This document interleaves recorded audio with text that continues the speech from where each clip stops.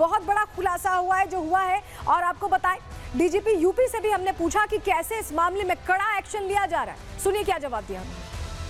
हम लोगों ने इस चीज़ का संज्ञान लेके 3 अपराध पंजीकृत किए हैं और इसमें हम लोग जितने भी हमारे हैंडल्स हैं उसको पहले तो हम लोग ब्लॉक करवा रहे हैं और ऐसे लोगों को आइडेंटिफाई कर रहे हैं जिन्होंने इस तरह की चीज़ें अपलोड की है और उनके विरुद्ध हम कठोर कानूनी कार्रवाई अमल में लाएंगे। तो पैसे और व्यूज के लिए सारा खेल खेला जा रहा है और ये जो खुलासा हुआ है ये हैरान भी करता है, चौंकाता भी और सन्न कर देने वाला खुलासा है कि लोग आस्था के लिए डुबकी लगाने जा रहे हैं। वहां भी ये गंदी नजर वाले कैसे पहुंच गए, ये पापी कैसे पहुंच गए, जानकारी आपके सामने रख रहे हैं। पुलिस ने जानकारी दी है, यूपी पुलिस ने बड़ा खुलासा कर दिया है, बताया है कि कैसे सिर्फ तस्वीर अपलोड करना ही इनका मकसद नहीं था, तस्वीरों के जरिए ये व्यूज बढ़ाने की कोशिश कर रहे हैं। यानी जितने स्वाइप्स होंगे, जितनी बार देखा जाएगा, उतना नंबर बढ़ेगा अकाउंट पे, लोगों के फॉलोवर्स बढ़ेंगे और इन्हीं सब चीजों पर इनका फोकस है।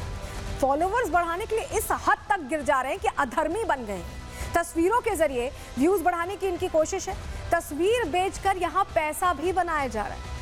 500 से लेकर 4000, 5000, 15000 इतने तक में डील की जा रही है तस्वीरों की। जांच शुरू होने पर टेलीग्राम चैनल को डिलीट कर दिया गया और तह तक पहुंचने की कोशिश क्योंकि पुलिस कर रही है, ऐसे में बचने की इनकी तरफ से कोशिश की जा रही है। वहीं आपको बताएं कि इस मामले को लेकर जांच लगातार चल रही है। हमारी सहयोगी ऋतु हमारे साथ सीधे जुड़ रही हैं, जरा उनका रुख कर रहे हैं।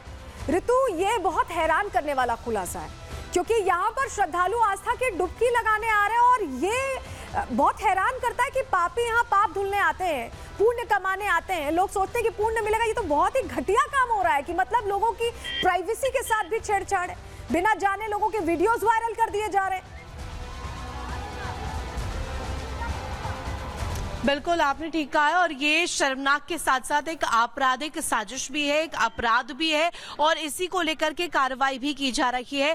13 FIRs का जिक्र किया गया डीआईजी द्वारा। इसके अलावा आपको बता दें कड़ा एक्शन लिया जा रहा है, घाटों पर लगातार सर्वेलेंस की जा रही है और अनाउंसमेंट्स की जा रही है कि जो लोग यहाँ पर पहुंच रहे हैं वो सिर्फ अपनों की फोटो खींचे, किसी और की अगर फोटो खींचते हुए नजर आएंगे तो उस पर सख्त एक्शन लिया जाएगा। क्योंकि इस तरीके के मामले सामने आए, तमाम टेलीग्राम चैनल जो है उन पर कार्रवाई की गई, सोशल मीडिया प्लेटफॉर्म्स जहां पर इस तरीके का कंटेंट जो है वो परोसा जा रहा था, बेचा जा रहा था सीधे सीधे कहे, और जो खरीदने वाले हैं उन पर भी एक्शन लिया जा रहा है। कुल 25 नाम अभी तक सामने आ चुके हैं ऐसे खरीदारों के भी और लगातार इस पर अब शिकंजा भी कसा जा रहा है सलोनी। और इसके साथ साथ आपको बता दें इस कार्रवाई के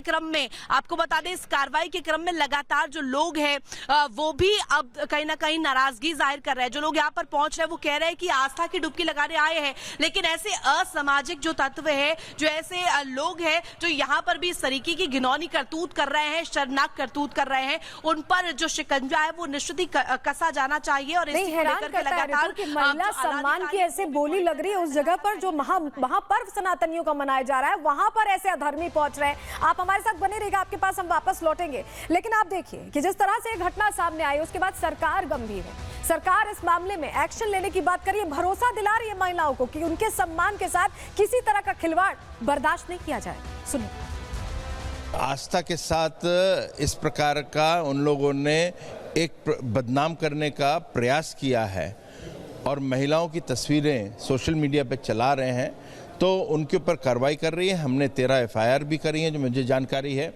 यहाँ तक कि कैलिफोर्निया US में भी भेजा गया है कि लोगों के IP एड्रेस मिल जाए और उनको भी ब्लॉक करेंगे, तो कार्रवाई पूरी करेगी और जो लोग इस तरह की हरकत कर रहे हैं उनको छोड़ा नहीं जाएगा। तो सुना आपने, सरकार में मंत्री कह रहे हैं कि उन्हें छोड़ा नहीं जाएगा जो इस तरह की हरकतें कर रहे हैं। लेकिन जो श्रद्धालु पहुंच रहे हैं उन्हें जब यह खबर पता चली तो वो हैरान रह गए। सुनिए जरा। अगर आप लोग मतलब फोटो वीडियोस ले रहे हो, उसका दुरुपयोग कर रहे हो, तो अब यहाँ आके भी उसका कोई भी फायदा नहीं है ना। जो श्रद्धा भक्ति से यहाँ आते हैं उनको ही पुण्य मिलता है, वरना श्रद्धा से नहीं आओगे, कुछ और लक्ष्य लेके आओगे तो पाप तो जरूर मिलेगा। महाकुंभ क्यों आ रहे हैं? पाप धुलने के लिए ना। इधर आके फिर पाप करेंगे तो क्या मतलब है? तो इधर आके पाप धुलने के लिए आए तो वो करो ना, उससे अच्छा ये वीडियो बना के उसका गलत उपयोग करके क्या फायदा। उनके लिए कार्रवाई कीजिए, सजा मिलनी चाहिए। इस तरह से फायदा उठा के उनके साथ कुछ गलत करें तो वो तो गलत है ना। बिल्कुल सख्त कार्रवाई कार्यवाही करनी चाहिए। कोई भी गलत फायदा उठाने के लिए उसके प्रशासन को उसको कड़ी सजा देना चाहिए उनको। तो ऐसा नहीं करना चाहिए। यहाँ आप श्रद्धा भक्ति के लिए आए हैं तो अपने उचित विचार रखिए और ऐसी कुकृत्य न करें। प्रशासन इनको सजा दंडित करे और उचित कार्रवाई करे। कि उचित कार्रवाई की मांग आम जनता कर रही है और कार्रवाई के लिए बड़े स्तर पर एक्शन लिया जा रहा है, क्योंकि डार्क वेब का ये जाल सिर्फ उत्तर प्रदेश तक नहीं फैला है। जानकारी मिली है कि जब जांच की गई तो गुजरात पुलिस गुजरात में जांच कर रही है। महाराष्ट्र पुलिस भी कई ऐसे हैंडल्स को खंगाल रही है जिसका लिंक महाराष्ट्र से सामने आए।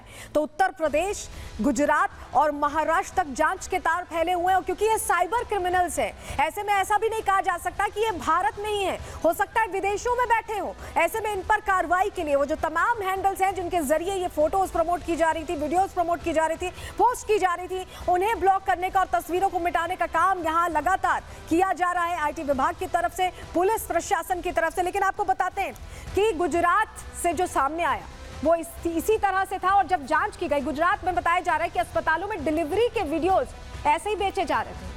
जानकारी मिली कि मॉल में जो चेंजिंग रूम होते हैं वहां के वीडियोस रिकॉर्ड करके ऐसे ही ट्रेड ऑफ किए जा रहे थे। मार्केट लगी हुई थी उसकी भी इसी डार्क वेब पर। और जब खंगाला गया तो प्रयागराज में महाकुंभ के महिला स्नान के भी वीडियो मिले। तो जांच का दायरा बढ़ता गया। गुजरात में कैसे कार्रवाई हुई, चलिए जानकारी आपके सामने रखते हैं, आपको बताते हैं। गुजरात पुलिस भी अब एक्शन ले रही है। जैसे मैंने आपको बताया कि पहले ही जांच वहां चल रही थी और ऐसे में राजकोट पुलिस ने प्रयागराज से गिरफ्तारी की है। प्रयागराज से बाकायदा यूट्यूब चैनल चलाया जा रहा था इसके लिए, और आरोपी के चैनल पर अश्लील कंटेंट मिला है। अश्लील कंटेंट यहां परोसा जा रहा था और यूट्यूब पर यह सभी को एक्सेसिबल था। महाराष्ट्र साइबर सेल का भी एक्शन देखने को मिला है।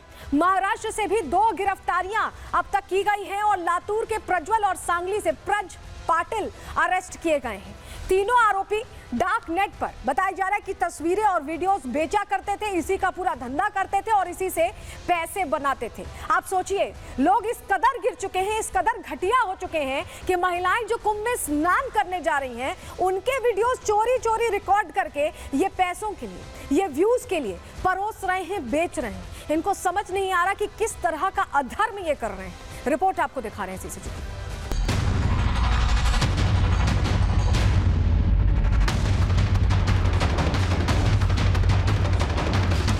महाकुंभ का भव्य आयोजन संतों के समागम के लिए हुआ, पर्यटकों को आकर्षित करने के लिए हुआ, प्रदेश की इकोनॉमी को बूस्ट करने के लिए हुआ।